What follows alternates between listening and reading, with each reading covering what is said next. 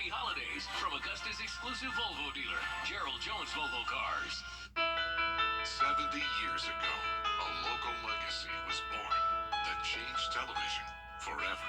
Who would ever have thought that television would have become as important as it is, JB? But throughout it all, one thing that has remained the same is the passion we feel for our community and the dedication we have to our viewers. WJBF News Channel 6, celebrating 70 wonderful years of coverage you can count on.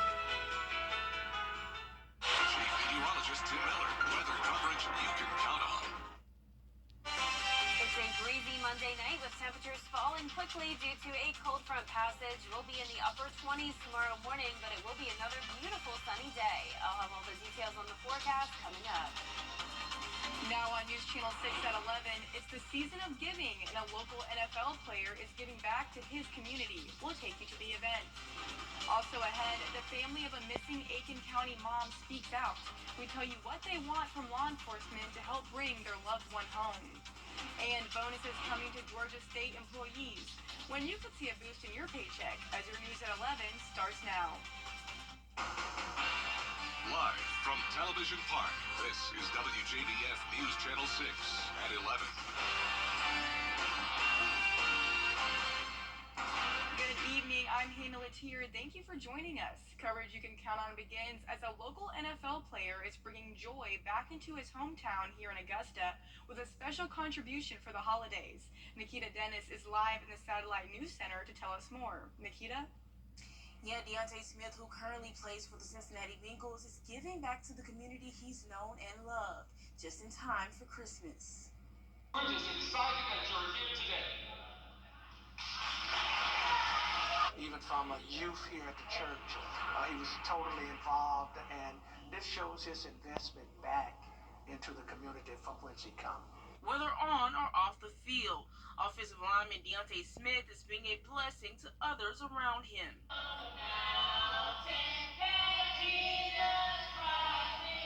Smith is a member of Good Shepherd Baptist Church in Augusta, where he decided to make a huge donation to families this Christmas. He donated $10,000, which is something that he probably didn't want to be out there. He's just such a meek person, but it was his goal to do whatever he could, so that was his contribution to the program today.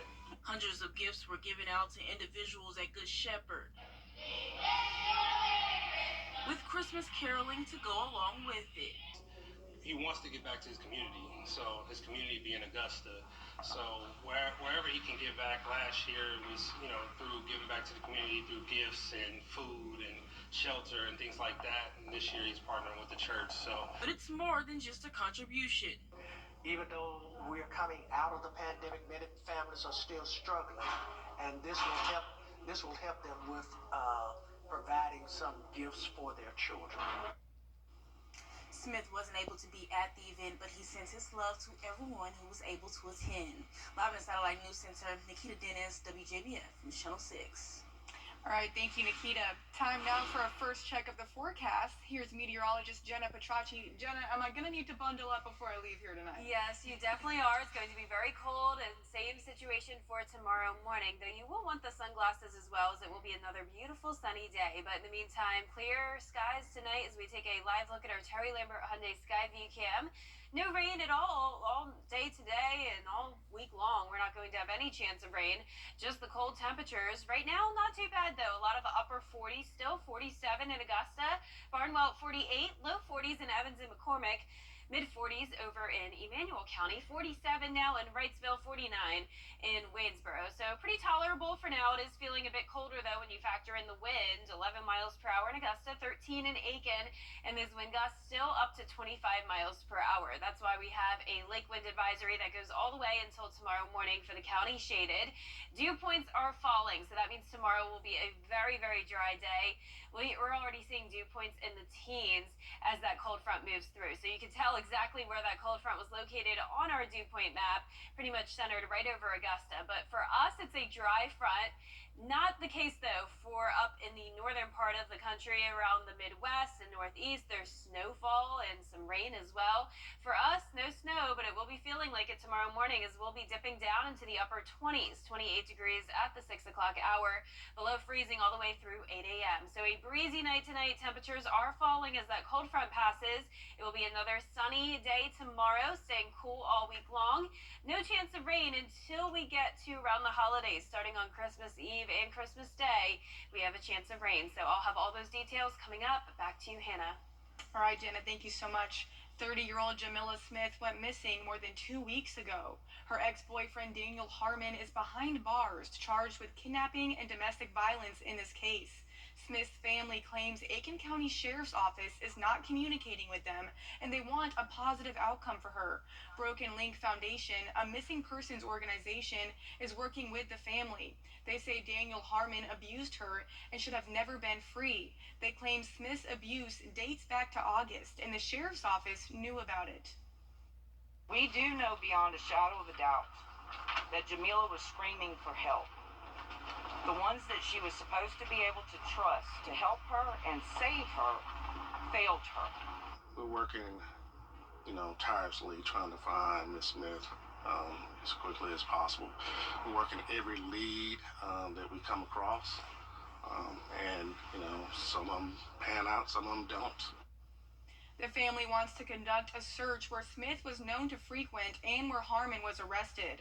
They also want dogs and other technology to search properties they believe Harmon owns. The Sheriff's Office says they are searching now and using resources from SLED. Federal lawmakers race to reach a deal on supplemental funding for Israel and Ukraine. My job was never to impeach. My job was to follow the money and investigate. I'm chairman of the Oversight Committee. We don't impeach. That's the Judiciary Committee. This is not a task these committees or the Republican conference takes lightly, but we remain committed to delivering the transparency the American people elected us to go and do. House lawmakers already left for the year. They will not return for business until January 9th. A group in South Carolina was at an upstate school today to raise awareness on defibrillator training. Scarlett Lizjack has the story. The staff here at Sevier Middle School helped save a student's life because of AED training. December 19th started out a normal school day for 14-year-old Willa King. But around 10 o'clock, the day took a turn for the worse. While King was running a routine mile on the school's track, she collapsed. Staff at Sevier Middle School sprang into action. The school says they were able to quickly determine that King was in cardiac arrest. So AED was administered to save her life. Today, school district officials, members of King's family, and the Medical University of South Carolina gathered at the middle school to share how AED training saves lives. There's a staff that knows how to jump to it and really save people's lives. I mean, wow. Thankful, gratitude. I mean, how many synonyms can we put together for that? But just the idea, I'm just glad that we were in the school system, from day one. It makes me feel good because, if anybody else would have, experienced that like I did at school, I just think that people should be ready to go. The family hopes by sharing their story today will raise awareness for AED training in schools all across the country. In the state of Georgia, more than 100,000 state employees and nearly 200,000 educators and school staff will all receive a one-time $1,000 bonus. Governor Brian Kemp making that announcement today. All Georgia public schools will also get $45,000 to hire staff or infrastructure improvements to bolster school safety. The two investments will mean $330 million for a one-time pay supplement that will be paid out for the last paycheck in December. The other investment for school safety will total more than $100 million and be in the proposed fiscal year 2025 budget. I think this helps. Like you said, we've got a huge issue with that. Our turnover statewide is around 24%, and that's been a concern of mine since I've been in this role. Of course, it was a concern before that, but definitely since I've been in this role. And I think this is a step in the right direction. I think you're going to see other things done that we will continue to do that. Lawmakers say the incentives are to help retain teachers across the state. Coming up, we'll check back in with Jenna Petracci for the full forecast. And hockey is becoming more inclusive for those with disabilities. We'll tell you how when coverage you can count on continues. Hit it, Santa! The Live 5/6 Skyview Network, sponsored by Terry Lambert Hyundai. Now, your most accurate forecast with WJBF Live 5/6. Good Monday evening. It was a beautiful sunny day after all that rain we had over the weekend. The case today was just that we did have some windy conditions, and now it's getting pretty cold. Here's a live look now at our Terry Lambert Hyundai Skyview cam over in Emmanuel County. A nice clear night, falling into the 40s now, sitting at 47 degrees here in town. An 11-mile-per-hour wind from the northwest and a dew point of only 23 degrees. So you can tell how dry it is, and you can see those temperatures much cooler in our northwestern counties, already at the 40-degree mark in Washington, but upper 40s still further south where that cold front hasn't quite come through yet. And you can see the cold front has made it through north of I-20. That's where the dew points are only in the teens. That's that very dry air moving in behind the front. And the winds are also very breezy because of the cold front. 11 miles per hour in Waynesboro, 10 in Louisville, 12 in Crawfordville, and 14 in Washington. And those winds continue to gust up to around 25 miles per hour. This was the case all day long on Sunday, and it's continuing to be all the way through our Tuesday morning. There's the cold front right through town. It is a nice dry front for us, so no worries when it comes to any precipitation. Not the case, though, for up north. A lot of snowfall from Canada as far south as even parts of Tennessee and North Carolina. Also some rain associated with that front. But for us, we definitely won't get any snow, but it will be feeling like it with temperatures falling into the upper 20s tomorrow and then down to 24 for Wednesday morning, 26 on Thursday. Slowly but surely warming up as we go into the weekend leading up towards Christmas. But for tomorrow morning, we will only make it into the 40s, believe it or not, a well below average day. So not only will you need the jacket for the early morning hours, but you'll want to keep one all day long. But also a nice sunny day. High pressure will take over as that cold front moves through. We'll have complete sunshine tomorrow. Then by Wednesday, a little bit more cloud cover, but for the most part, still a good amount of sunshine and definitely no rain. Now, a different story, though, as we go into Christmas weekend, starting on Christmas Eve, which is Sunday. A 20% chance of rain, mostly cloudy, and a little bit on the warmer side. 60 degrees is our high. 59 on Christmas Day. At that point, very cloudy skies, and I did just up our rain chances to 40%. It is looking more likely, but at this time, just looks like a light rain, so nothing too concerning. Just expect some shower activity on the holidays. Now, our lows tonight will be in the upper 20s, so definitely below freezing. Highs tomorrow will only be in the upper 40s for everyone. Average high is 61, but we won't be into the 60s until Friday. In the meantime, a lot of 50s. Lows will be in the 20s. Mostly sunny skies, and then becoming partly cloudy Friday and over the weekend. Mostly cloudy on Christmas Eve. Very cloudy conditions Christmas Day with a 40% chance of rain and a few more showers on Tuesday as well of next week. So a lot going on this week, Hannah, but I'm just excited for it to warm up a little bit for Christmas. Me too. And you know what? I'm okay with it being cloudy on Christmas because I would rather it be that than sunny on Christmas, you know? Yeah, so it kind of fits the vibe. Exactly. And at least it's not nearly as cold as it was last Christmas, if you remember. It was freezing. I do remember I was out doing live shots and I couldn't feel my nose. So it was like 5 degrees, literally. Yeah, it was miserable. Well, thank you so much, Jenna. Over the weekend, a friendly sled hockey tournament was held in Colorado. The sport is similar to standard ice hockey, except all of the players use sleds on the ice. Organizers say this helps make the game more inclusive for people with disabilities. The tournament aims to attract more people to the sport. We are hoping to provide an amateur sports environment and experience for these kids that is available to every able-bodied kid out there, and treat them as athletes. Organizers say they hope to create more growth for the sport. Coming up, a major storm system is impacting holiday travel for millions of Americans. All this comes as a major airline is receiving a $140 million penalty. We'll have that story after the break. But first, the winning numbers for tonight's South Carolina lottery are Pick 3, 4, 5, 9, Fireball 7, and the Pick 4 winning numbers 5, 2, 7, 1, Fireball 7. And here are your Powerball numbers 5, 34, 39, 19, 8, Powerball is 26. Power Play is 3 times. Whatever your plumbing, heating, and AC pros. The Live 5-for-6 Skyview Network, sponsored by Terry Lambert Hyundai. Weather headlines on News Channel 6, brought to you by Jamie Casino Injury Attorneys. Millions of people are dealing with some pretty chaotic travel thanks to a storm and the holiday travel rush. Meanwhile, in response to last year's holiday failure, Southwest Airlines will soon have a new compensation program for passengers. Here's Rena Roy with more.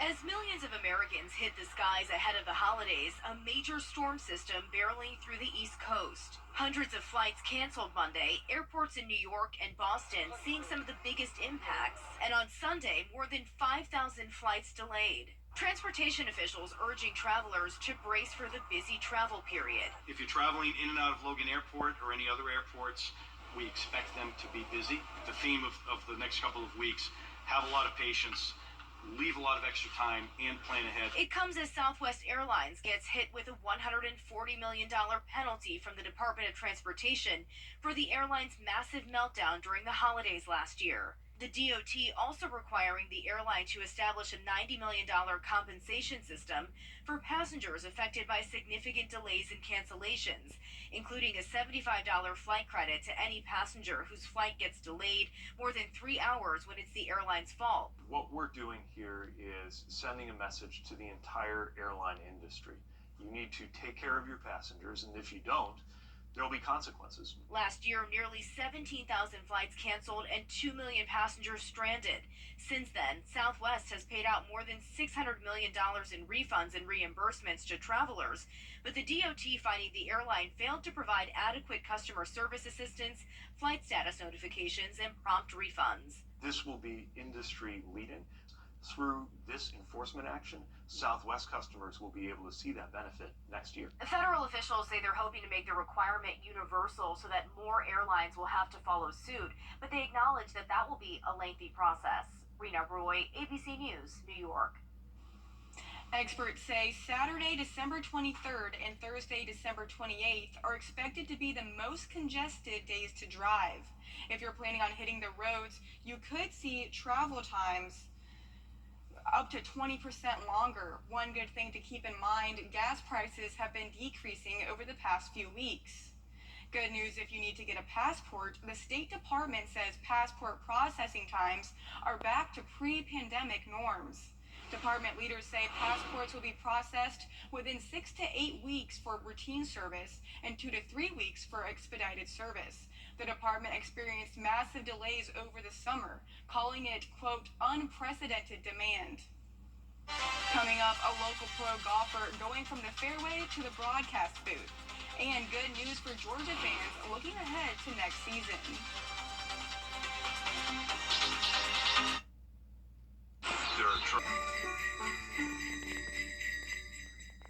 Weather headlines on News Channel 6, brought to you by Jamie Casino Injury Attorneys. The Live 5-for-6 mobile app.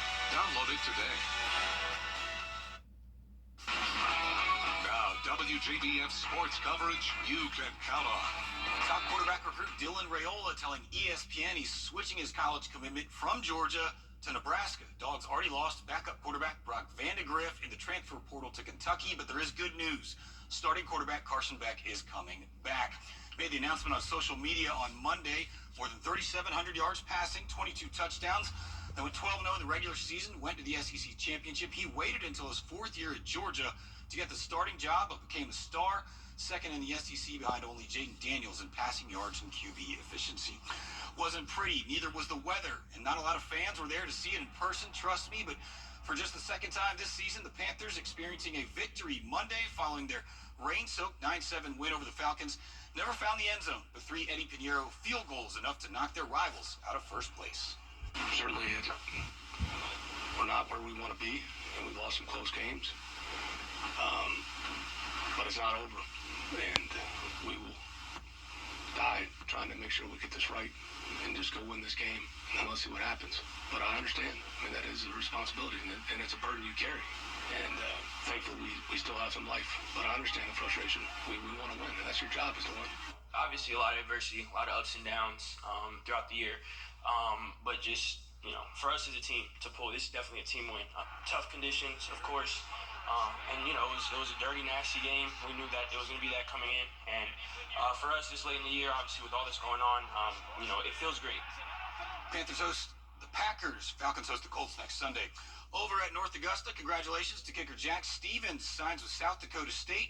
He was named All-State, broke nearly all the school records his brother Drew set 2 years ago before he moved on to kick at Iowa. Jack talked about being able to continue his kicking career and why he chose a FCS National Championship caliber program. It's awesome. Everything's coming full circle, and it's awesome. I'm just very thankful for all the opportunities that South Dakota State has given me, and my parents and everyone that supported me. They win a lot. I think I can have a good chance to get on the field, and really just the way everybody up there treated me when I went on the visit, it was great. Best of luck to Jack at the next level with the Jackrabbits. And longtime local PGA Tour player Kevin Kisner is going from the fairway to the booth. Kisner going to try his hand at television and join NBC's broadcast team as an analyst for 2 events early next year. He'll join Dan Hicks in the booth for the Century Tournament of Champions in Maui beginning January 4th and the Waste Management Phoenix Open at TPC Scottsdale February 11th. This year, WJBF.com/women to watch and fill out the entry form. Scientists off the coast of Alaska may have had their first conversation with a humpback whale. A team studying whale communication detected an underwater greeting signal from a whale they've been following. In response, they played a previously recorded whale sound through an underwater speaker, leading the whale to approach the boat and respond back.